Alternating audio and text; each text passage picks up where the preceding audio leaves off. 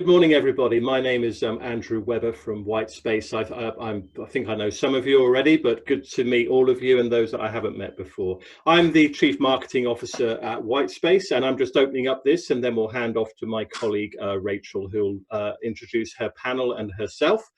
Very quickly, the Whitespace Corporate Innovation Community is coming up to 2.5 years old. It started with just 6 organizations. And now we are trending towards 200 companies in the community and over 700 individuals. As many of you know, if you've been in the community, it is a community of corporate innovators, and we have representation from private sector, public sector, and many industries and companies from in the UK, certainly, but also from around the world. So that's sort of my subtle pitch to say that if any of you have colleagues in your network that you think would enjoy being a member of this community, please do share this with them. We live and die by referrals, and we'd love to see the community grow and grow and get more and more diversity in it. So I'll draw a line there, and I'll hand off to my colleague Rachel to introduce herself and her panel. Thank you, Andrew. So hi, this is probably the first time that you've seen me as Whitespace. I'm Whitespace Chief Technical Officer. My background really is in startups and corporate innovation. So most of my career was in startups, high technology, head of research, CTO. MedTech was my original background, and then I was also an academic. And then more recently, I've been in corporate innovation, sort of shaping corporate venturing in a big for our clients, but also for internally. And now I'm at Whitespace, and my real focus is more the very early stage, getting those ideas and getting them really out into commercial value and sort of shaping teams around that. So that's a history of me. I'm sure I'll be chatting to lots of you more over the coming months. But I'd like to welcome my panel today. So we have Gordon, Bruno, Alex, and Marianne, and I would like to get them to do their own introductions because they know themselves better than I do, and give a short one-liner of what they're here and what they want to talk about. So I'll go first. Alex, introduction. Hello, everyone. So Alex McCraken, MD at Silicon Valley Bank in the UK. So I'm MD for corporate ventures across Europe. So that means managing our direct investments through SVB Capital into fintechs, particularly our indirect investments, our relationships with corporate investor funds, and also our involvement with our virtual accelerator for fintech, which we call Commerce Innovated. Thank you. Marianne? Good morning, everyone. My name is Marianne McKevitt. I am the Incubation Program Manager at BP. So I lead the Incubation Program, where we take anything from an idea and bring it right through to sort of pre-scale up. So at that point, ready to scale up. That's the program I lead. Thank you. Bruno? Hi, hello. I'm Bruno Moraes, Country Manager at Wayra, UK. We are the open innovation hub of Telefonica and O2. So our main goal is to find and invest in startups that can do business with Telefonica. Previous to that, I've been an entrepreneur the last 12 years and quite new to Wayra, actually. Cool, thank you. Gordon? Thanks. So my name is Gordon Merrylees. I'm responsible for the bank's entrepreneurship strategy for NatWest, Royal Bank in Scotland, and Ulster Bank in Ireland. Part of what we do, we have 12 UK accelerators across the country in 12 regional cities. We support early stage startup, side hustle, thinking about starting a business right through to high growth businesses. We have a fintech operation within that and a number of other key disciplines. And our job is to support entrepreneurs and help them grow and achieve their growth ambitions. Perfect. Thank you very much. Yeah, so today's theme really is around this kind of corporate innovation, incubation accelerators with a COVID twist. So I spent the last few years of my life doing lots of panels with a Brexit twist. Now we're doing it with a COVID twist. and maybe later on in the year we can do Brexit, COVID, you know, mashup or something like that, because, you know, that'll be the things hitting us by the end of the year.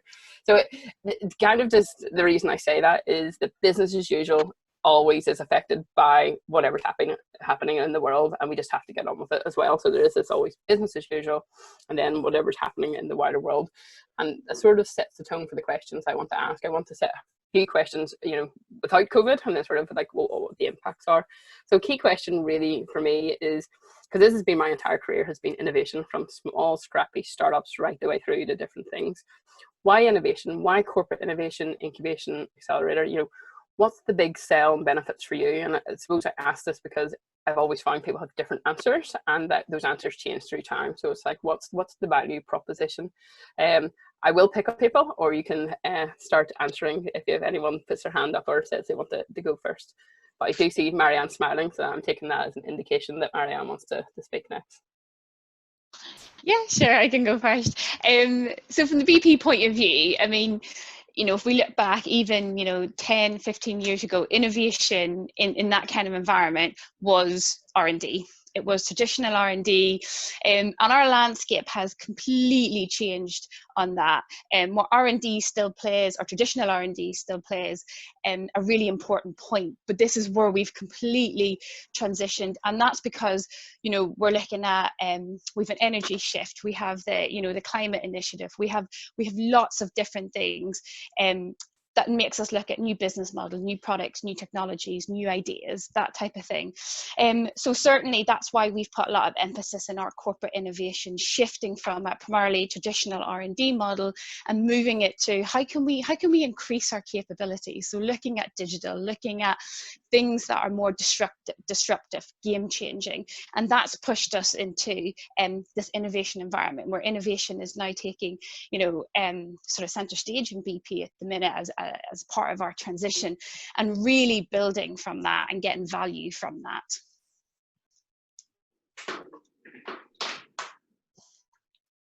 Rachel, it's Gordon. I think similar to Marianne, you talked about disruptive technology. I think we know that corporates, large corporates, organisations need to accelerate technology. They need to move faster. You need to try and improve adoption and technology and implementation, and how we incorporate that. And I think, you know, one of the areas that we find a real benefit is that startups do that really well. Big corporates tend to be slower and harder to do, albeit they have reach though in scale. And when you marry the benefit of a nimble, agile, innovative startup with a large organisation or corporate, and actually some of those businesses on a maybe mid-sized scale maybe don't have R&D, don't have their own incubation, don't have their own innovation arm. It's maybe not something that they can dedicate resource to yet, and that marriage between corporates and startups to solve pain points for both could be quite exceptional. And when a startup can then have those ideas validated through a large organisation with a large customer base with an unrivaled supply chain, then magic can really happen. I would add to, I mean, how the issues of speed, although, I mean, corporates are intrinsically slower to innovate unless they have very specific goals. They have a speed disadvantage usually, but they have an enormous reach advantage. So if we can, and when we can combine startup speed and corporate scale, it's like the sweet spot of innovation. And that's a lot of what we do, is to bring the solutions from the startups to our clients. And I mean, one of the advantages of the telecom sector where we are is that as a sector, we interact with almost 100% of companies and individuals. So there's an enormous reach. And then when we combine that with the speed, it's really interesting. Yeah, and I think that sort of the watch it evolve over the years, it's moved from it's cool to interact with startups and we don't know how to have this more process driven, you know, how do we do this responsibly? You know, we want everybody to win, you know, the corporate and the startup, because putting big corporate arms around a startup could crush them, you know, at the same time. You know, the hug is great, but it could crush them at the same time. And the sort of the idea of how we allow the startups and the innovation part to be free to be innovators at the same time. So I think it's this really delicate balance or ecosystem that we have going on. And I think as we do it more and more, we get better at it. And I think that I'd say the last 10 years is that kind of rocket ship of where, you know, it hasn't maybe worked before and people get bitten, and then it's starting to work better and better, and we have more and more processes. And I think that's sort of where we're getting the real value piece now, and that's sort of throughout my career I've seen that as well. And so I think that we all kind of agree the benefits, and that really starting to see but there's still a large number of challenges for us. Like, what would you see that sort of the current challenges, ignoring the current scenario, but the challenges that you are facing in this kind of world? Bruno? I think some of the challenges is, you know, so first of all, I think big organisations, Rachel, can be that you know, they've got multiple touch points, multiple entry points, and as a result of that, sometimes can create quite a bit of duplication. I think there has to be a shared objectives and shared goals. I think the matching the real pain points are really key in terms of demonstrating that value. And then you have to try and break down the barriers for the startup, for the entrepreneurs. And sometimes that just means navigating the organisation. And you need some top-down, tone from the top support in terms of that type of sponsorship and support and breaking down those barriers as you try and navigate the organisation. I add that to sometimes where it can get quite challenging is, I call it an entrepreneur, and sometimes it's their best trait, sometimes it can be a challenge, is the divide and conquer approach. So sometimes entrepreneurs create those multiple touch points, and that can be quite chaotic in a larger organisation. So I think if you do it for the right reasons around customer efficiency, simplicity, customer experience, you know, efficiency within the organisation, and it's aligned in terms of the startup or entrepreneur's goals, then that can take away a lot of the pain. But I would say some of those multiple touch points and just large organisation syndrome can be a real challenge. We have aligned but slightly different challenges, and we're a smaller, more focused bank than the Royal Bank of Scotland. So it's easier to get the access to the CEO and CIO in our case. But our challenge is the shifting needs are rapid. And so when we started our Commerce Innovated Accelerator in 2014, it was very much because we wanted to understand, adopt and possibly invest in some e-commerce startups, you know, the 24/7, 365 payments. We needed to get our arms around that. We knew external fintechs were better, and that was the CEO mandate. And so we wrapped our arms around that, built a partnership with MasterCard in that case, and we got it going. Skip forward several years and the needs have changed several times. It became very much around corporate payments, was a key focus a few years ago. Then it shifted again to how do we use data to drive insight and new revenue models for the future. And so we started with efficiency and how do we find external fintechs to help us get better at what we already do, through to quite rapidly finding much more nascent technology, smart contracts, distributed ledger, for future revenue streams that are going to be several years down the track. So we've still got CEO sponsorship, but trying to communicate three massive shifts. And by the way, we needed an external different partner to help us power the accelerator. So we moved to First Data. So quite often the internal business unit heads were going, what's with this payments accelerator you have? It keeps changing. How do I take it seriously? Despite the fact we had CEO engagement. So that was our very different challenge, I think. I think, I mean, Rachel's summarized well, isn't how do we interact with the startups as a large organization without crushing them? So we use an internal analogy that we have, it's the elephant dancing with the gazelles. And I think that's where we, as an organization, we Wayra come into place to be, to help both sides to communicate.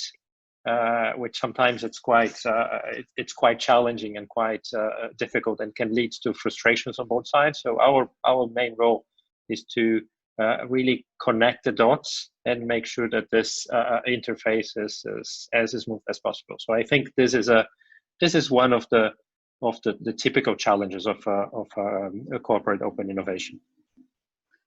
And I echo Bruno's comments there, especially when we come from a world of it's that digital and physical and moving to emerging markets and new energies and getting that relationship and expectations aligned between the corporate and the startup, and particularly when we talk about tech deployment, tech trialing, that POCs, etc., that type of thing, to make sure everybody's aligned on that.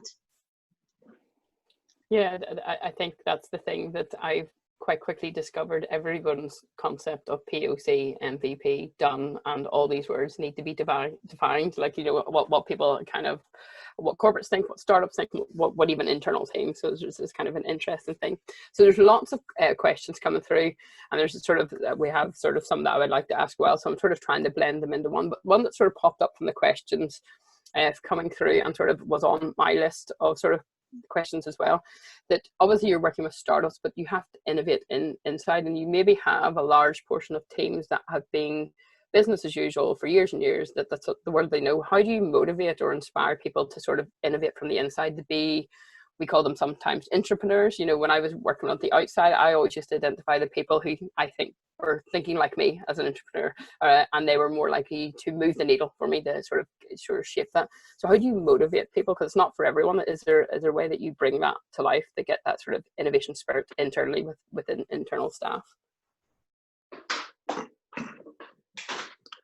Not to pick on Marianne, but that was specifically called out for you on the questions as well. But someone else is going to answer it. Sorry, I don't seem to be picking that came from all the questions there as well, sort of. But yes, someone else is going to answer too.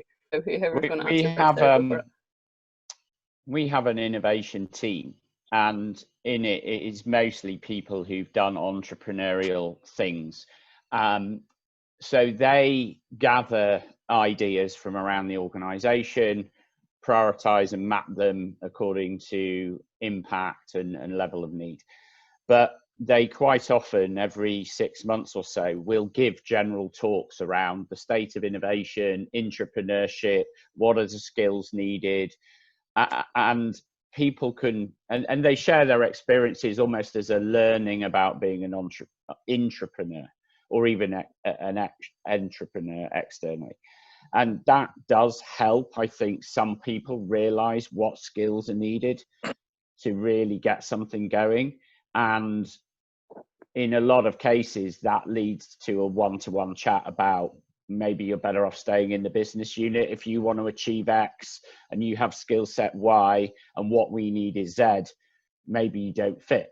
In some cases, rarely, they move over, and they tend to be younger, as in they're more flexible, they've had exposure to a business unit, but they then can take on some of the very different skills, I think, of building a new venture. Whereas I think some of the older people that have only done things in a certain way for so many years, whilst they may want to change, they're not necessarily the right people that are needed to execute. So we tend to be quite open in that way. Well, it's externally, when entrepreneurs come to us, they are usually well past that initial motivation phase. Of course, they still need a lot of support and encouragement. But what we do internally is to connect the teams at O2 and Telefonica to the startups. So to create a community where we have entrepreneurs and entrepreneurs or people from the business to create those connections, to show the reality of both sides to each other, and that quite sometimes spark innovation inside. So we've a number of initiatives that we're doing in BP, and that's going to ramp up in the future as well. But some of the things that we do are that education piece that Ken Alex talked about, that awareness and the connections, etc., to get a flavour of what the innovation environment is like, and to really sort of distinguish the innovation environment versus the traditional corporate environment. The other thing we do is reach, knowing that we have, there is no shortage of ideas, absolutely no shortage. It's about tapping into that and really accessing your entrepreneur network. So we've done things like we've run competitions before, we've ran call for ideas, etc. And the idea of that is, the entrepreneur can submit their idea and they actually bring that idea forward, and they, potentially for a place on the incubation program. What the incubation program does is protects that innovation bubble. So it allows them to really innovate, really, sort of explore their ideas, test it, etc. Without, as you mentioned earlier, Rich, without the sort of corporate coming in on at that stage. So it gives them that freedom. One of the things we're really passionate as well is we believe it's a transition from, a corporate, even an entrepreneur moving to a founder. And that mindset, and it allows that person to test that environment. Do they like it? Do they feel comfortable in it? Do they feel uncomfortable? And that's okay. How does that compare? And that really lets them test that out, really. So again, it's protecting that exploration space for them. It's also, we spend a lot in coaching and that mindset shift and building that resilience and setting them up for the journey that they're going to go on, and setting them up for that from the word go. And sometimes it is difficult in terms of we actually see all kind of levels of experience, I would say. We see people with 2-3 years in the company that come through, and people with maybe 20 years who know there's a real problem and are passionate about. It's really understanding what worked in the corporate may not work for you, in this journey, and kind of resetting that and taking them on that journey without throwing them in the deep end, but allowing them to explore that space that I think is really important. Rachel, just building on what's been said, and I think I think a lot of what's been said, it resonates with us. But you have to create the space and the culture for people to behave like that. One of the big lessons we have learned in the last 5 years supporting entrepreneurs is that you learn a lot from the way they behave and the characteristics of an entrepreneur. And much of this is now sought after in today's sort of labour market. And we, 4 years ago, decided to launch our own academy within the bank and learn from what we were working with our entrepreneurs on, learn those characteristics, and then spend time sharing those with our colleagues. We decided to make it voluntary. I was under pressure on day one, and I'm sure everybody will smile when you hear about this, because I was asked to make it mandatory. I said, no, I don't want to do that.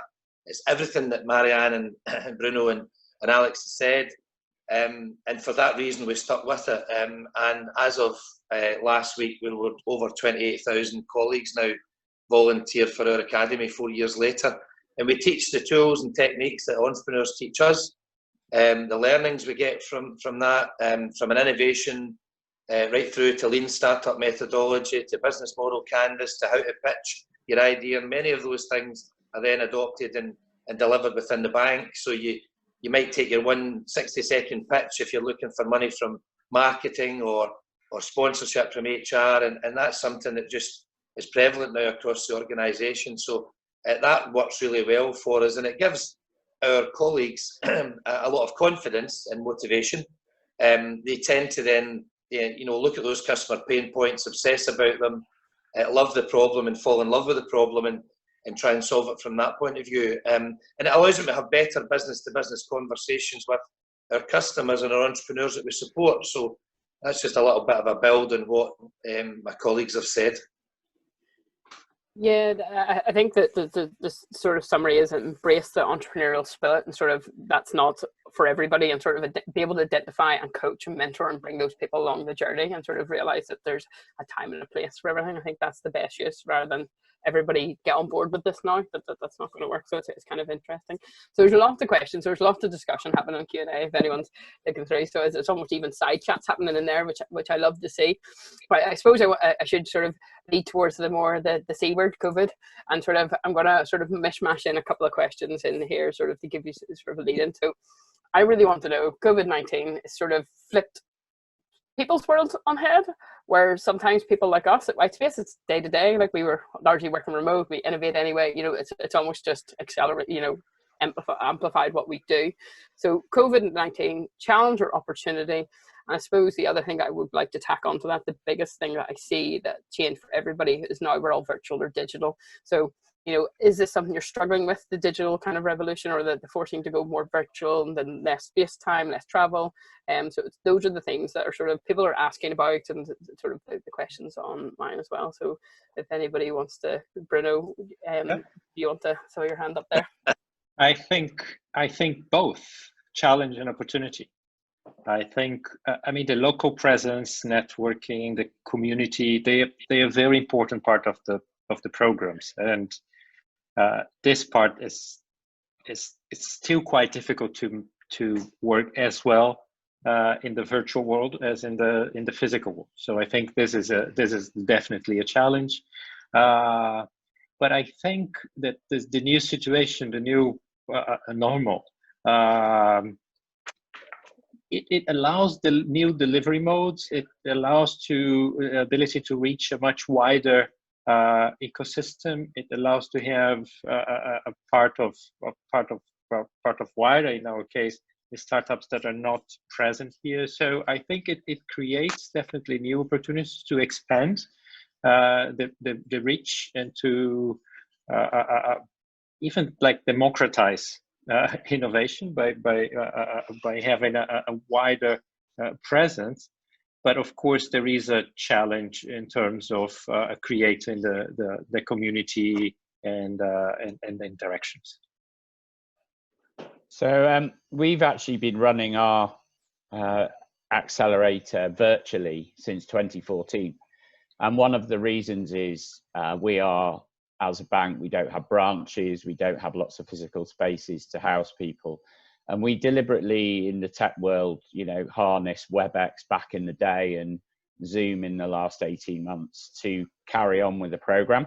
And what we realized was actually, if you've got focus and you know what you're after, which we did in many cases in this payments accelerator, you can find what you need from, in our case, Europe and across the US. So very distributed, finding what we needed. We could group the mentors from within the bank, within MasterCard, within our First Data and other partners virtually. So we've been doing it for years. And what we then worked out was you can sift and nurture, but then when it's time to talk turkey about us investing or us adopting, we needed to sit down with the companies. But we'd done an awful lot of the filtering of the top of the funnel first. Now, what we're realizing in this COVID world is we'll carry on like that, and we'll probably go deeper even on Zoom in DD. We'll rely a lot on trusted networks virtually, and we'll postpone that day of meeting as long as possible. It's all helped, of course, by adopting SaaS solutions. The minute you have to do on-premise, it all changes. So we've tried to avoid that. Is there anybody who was more physical day to day and has had to suddenly go virtual? Is anyone on that journey? Yeah, we were, Rachel. So we, in our 12 hubs, 11 of which are in our bank buildings. So that kind of plays to the whole cultural change. You wouldn't expect to hear a bank say that, or a traditional bank say that. So yes, we through COVID-19 closed our 12 hubs on the 19th of March and pivoted completely. We actually saw ourselves behave a bit more entrepreneurial and like our entrepreneurs, and we've completely digitized the entire proposition. So to the point where we've had it from a digital events through digital coaching. One of our sort of USPs is that we have acceleration managers within each of the hubs, and they provide one-on-one support to the entrepreneurs.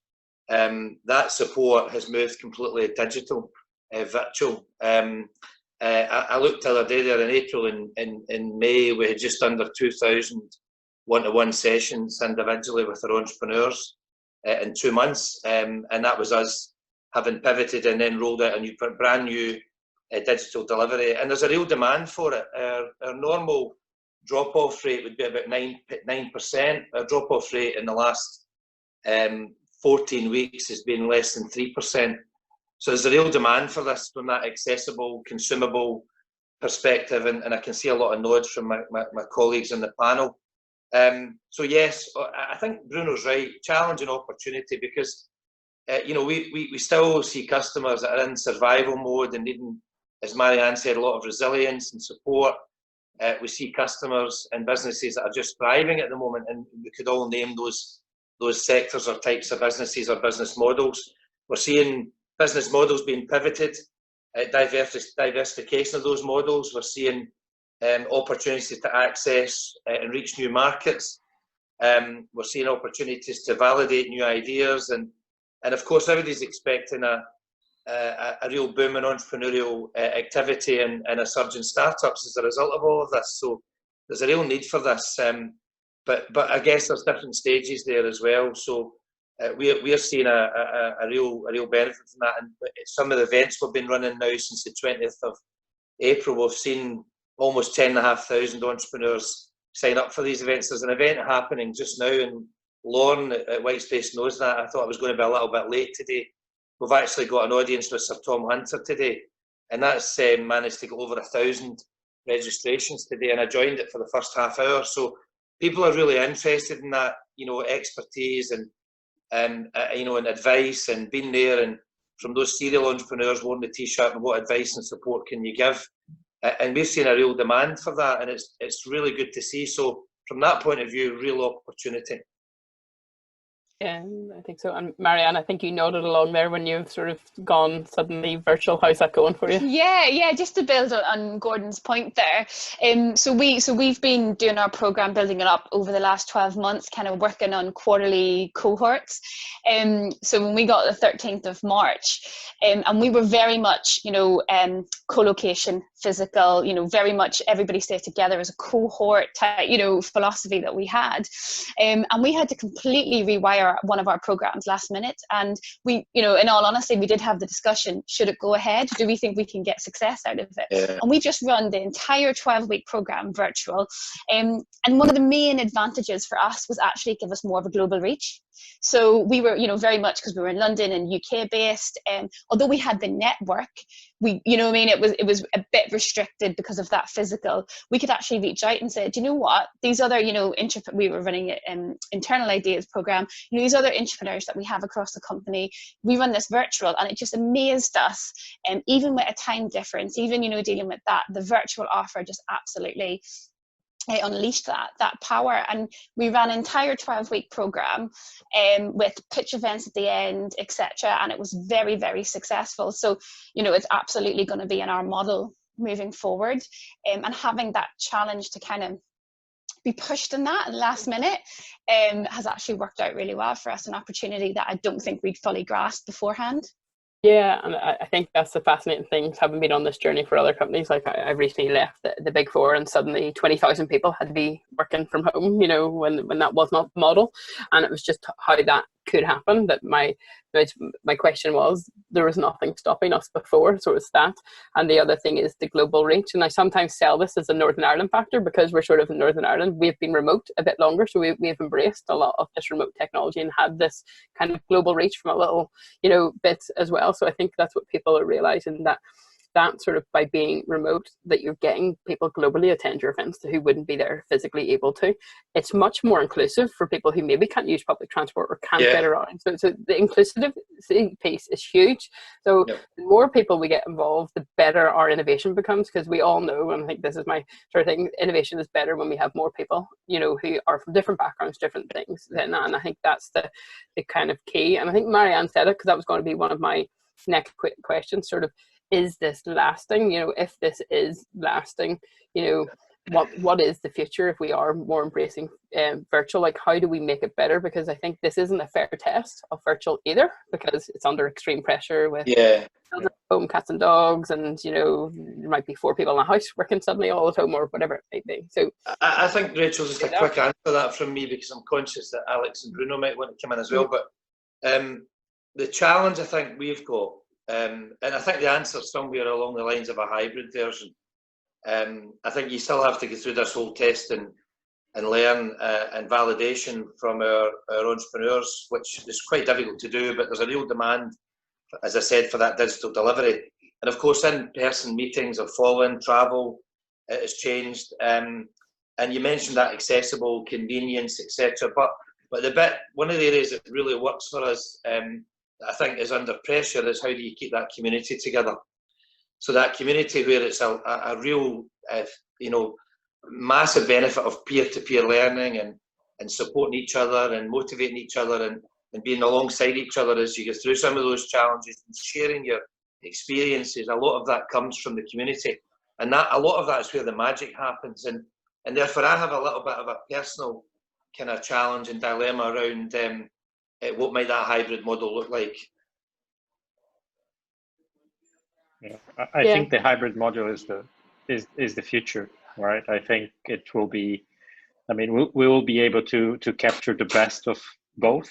So perhaps with much fewer physical interactions, but more intense and more productive, and perhaps the bulk of the programs and of the interactions virtual. So I think the model is still to be defined, but I would say, almost for sure, it will be a hybrid model. Yeah. We're the same. We see a hybrid model. We don't know what way it's going to work out. We have the added sort of consideration of we're not restricted to digital, so we may be working non-digital stuff, which by nature has a physical component to it. So how do we get that balance? That we can have, you know, the benefits that everything we get with the virtual, but also recognizing that our non-digital physical manufacturing, that sort of thing, types of technologies need support in a different way. Yeah, cool. And I suppose this leads on to the next question. There's some hint of it in the questions I have over here on the screen, but I've noticed with some of the other companies and other themes, and I come from medical background, that innovation was always talked about, but COVID just suddenly made it happen overnight, and it showed that we could have been doing it originally.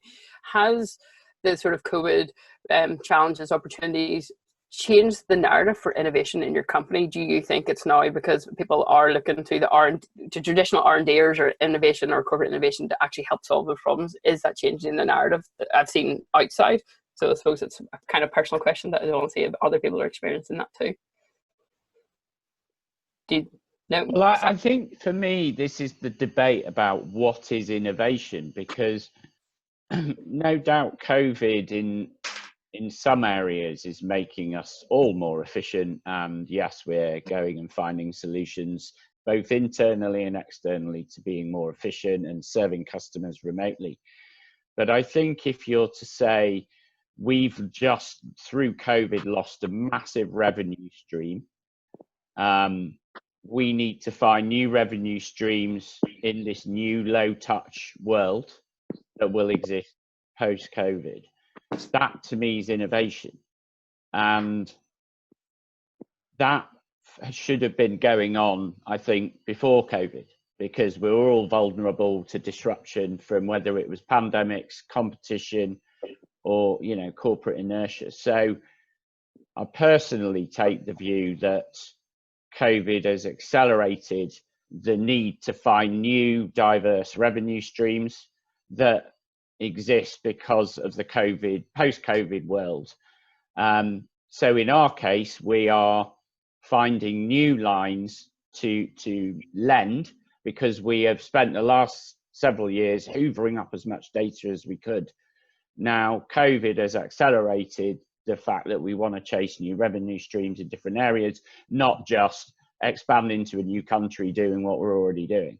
So that's just a personal view from within SVB. Yeah, no, I think that's why I've noticed it's accelerated. It was happening, but the sort of need and sort of it's maybe put bounding boxes of, do we need to be a bit more virtual or digital? So I think it's that streamlining that sort of I've noticed. If anyone else has anything they want to chip in there, or is that?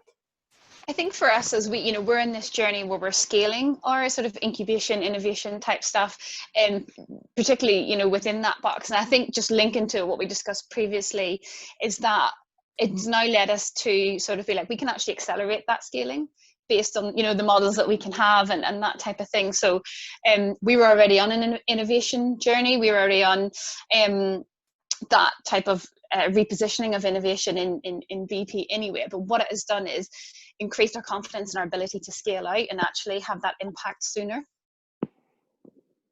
Yeah, I think that scale, reach, and that sort of that ability to go at pace as well, because you don't have the physical barrier anymore, is massive. So I think a lot of people are embracing that in sort of difficult times. I suppose that a couple of other questions are coming up that sort of that I always like. We used to call that tip of the day. It was like, what's the key thing that's really helping you, accelerate that? What are the things that either processes you put in, tools you're using, something that you think that this is making life easier to do what we do here around that? Like, I'm using a lot of virtual tools and sort of bringing those together in a way that sort of fits our processes. It's also validated that some of our processes are totally on point and streamlined, and sort of helping us streamline again some more of the other processes. Like, what are those kind of things that is sort of making this job easier for you right now, if there's anything that you sort of want to pull out? Because I think there's a lot of questions asking here, very specifics around sort of what, how you do your things, what you do, and that kind of thing. So any tips for anyone else who's sort of on the chat there would be beneficial, especially in us going digital right now.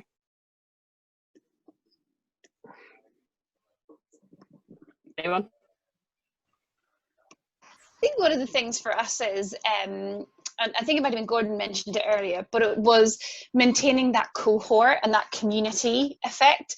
And so we work with small cohorts typically, but what we find is that actually making sure that they had connection to communication tools, so whether that's Teams, Slack, etc., and making sure that that's live.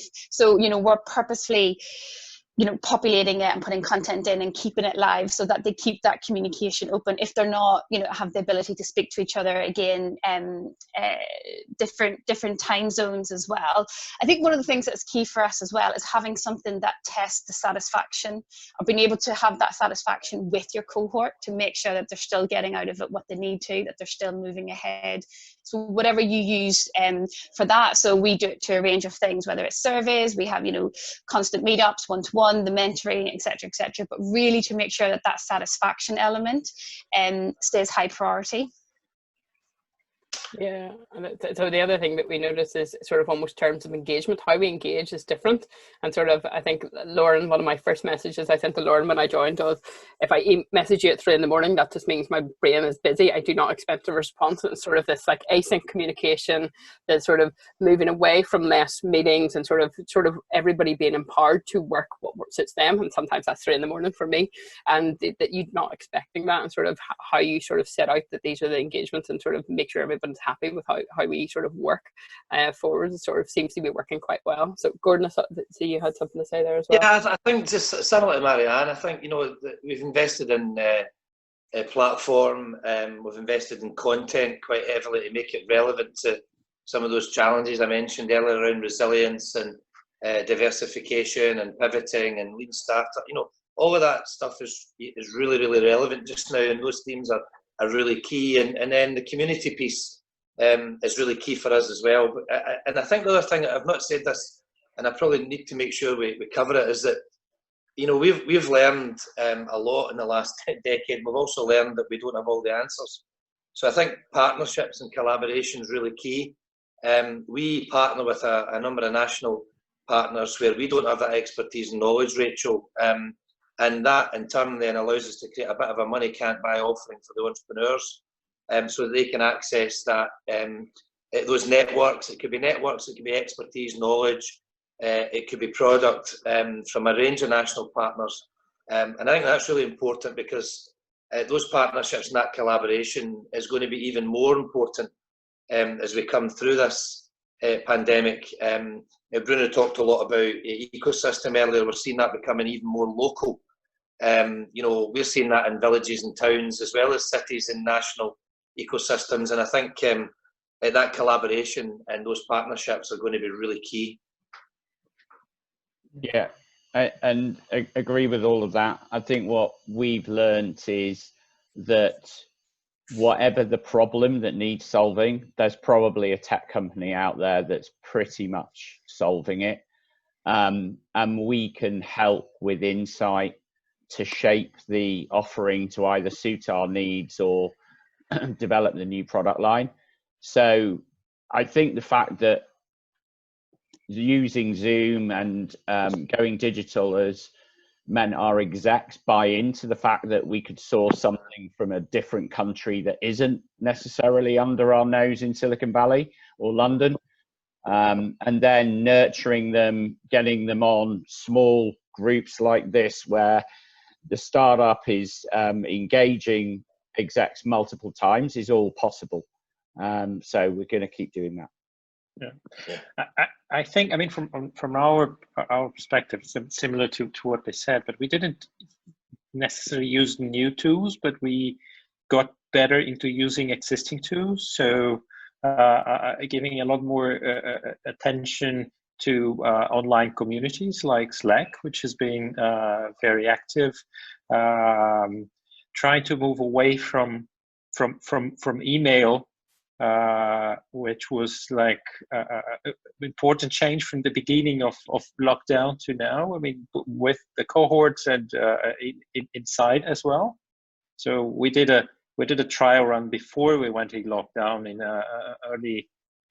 very early March, and that was like one big surprise: the amount of emails that when we're not together, and it's been a shift. So we got, I think we and the startups, we got much better into using the existing tools.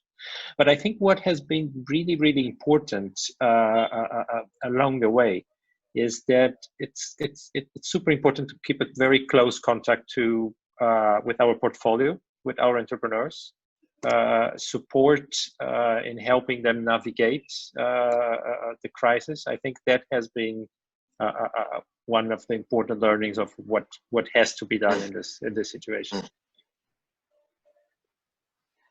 I think one of the things that we have, it can be very easy in the virtual world to not have that socialization time and to not prioritize that. And that's actually one of the things that we really focused on, was to make sure that you had that time to come together as a group and chat and do those things that we would normally do in a physical, or we would as part of our program in a physical environment, to build that relationship between people and with us as well, which was crucially important. And switching that to sort of virtual was just making sure that we protected that time, I suppose. Yeah, I think that's key there. So it's just having a look, sort of to start to wrap up, because we're sort of over time here, but it's a few things that came through, and this is something that's sort of close to my heart, that we are all doing innovation. We're all doing innovation in our own flavors and ways, and there's definitely something to be learned from sharing and sort of, trying to figure out the different processes. And something that came up there was along the lines of, what do we like, is there a need for standardization or some sort of more sort of process that we kind of follow, or does anyone have any thoughts on that? So my kind of general thoughts are, it's good to share, it's good to have a community, and the thing that I miss probably about in-person meetups are those side chats that you have, rather than when you meet people, like-minded people, and you push your own process further. And that's the one thing that I haven't really able to replicate, the random coffees that you end up having when you're out and about with like-minded people. But so do you think there's that's lacking, but also the standardization? Do you think that we should be sharing more and sort of trying to push towards standards for innovation, or sort of something that's a bit more agreed? Anyone got any thoughts on that? I think that question was coming in from John there on the chat. I'm a big fan for talking more openly, and I think your network's excellent for encouraging those info sharings, because if I look at two of the biggest innovations within our bank in the last 20 years. One was to set up a wine banking division, completely different to what we were doing in tech banking, totally different systems and way of thinking needed to do this, and some overlap, but very little overlap in many ways. And it came about just from literally drinking wine with entrepreneurs and asking them, what do you think? What's an exciting new market? And we tried other flavors of that sort of thing, but this one happened to work, and it came over a glass of wine. The other was SVB Capital. It's now a $4.5 billion investment fund, and it was founded over a poker game on Sandhill Road. So just those side chats in sociable settings, I think we need to have them. And if we can do them in the interim via Zoom, great. Let's have them pretty agenda free, and maybe let's just keep talking to each other. Perfect. Yeah, I think so. But anyone sort of any thoughts around sort of or sharing around to try and get like processes that sort of that sharing that knowledge of our processes that work there sort of more towards standardization. Lots of people use, like we've all mentioned, sort of various buzzwords of, you know, lean and business model canvas and design thinking and things like that. But, you know, do you think there is that need at a like ISO standards or, you know, government kind of level that's where we're heading? What's your take on that? No one's biting. I think some process can definitely help, but yeah, you know, ideas can come from anywhere, and you can't over process that because it can stifle creativity. I think there's obviously certain things when you're building a business that can, you know, process definitely helps. I'm not quite at the stage of wanting an ISO process. You know, in building my business, we got to profitability after 3 years, and only after about 5 years did we think about getting an ISO process to satisfy our customers that we were a legit organization doing things properly. But, you know, you kind of got to get going as fast as you can, see if ideas fly. And yes, there's probably some commonality in what we're all doing there. But over processing everything it can be a bit stifling at times. Yeah, I think just to build on what Alex said, I do think that piece around co-creation and collaboration and having that joint goals, objectives, and shared goals is really important. I mean, I think Alex is right. I'd prefer to call it more around tools and techniques and knowledge share. That creating that community and keeping that community together and making it all inclusive. I think that's going to be needed even more post this period. And maybe the answer is to focus on the barriers to scale rather than put in a process. Yeah, I think it's also like the sort of not one size maybe fits all, sort of being able to choose the best things that fit your world of what you're doing, your constraints, your budgets, the people. So I think it's more being aware of what works and when that works.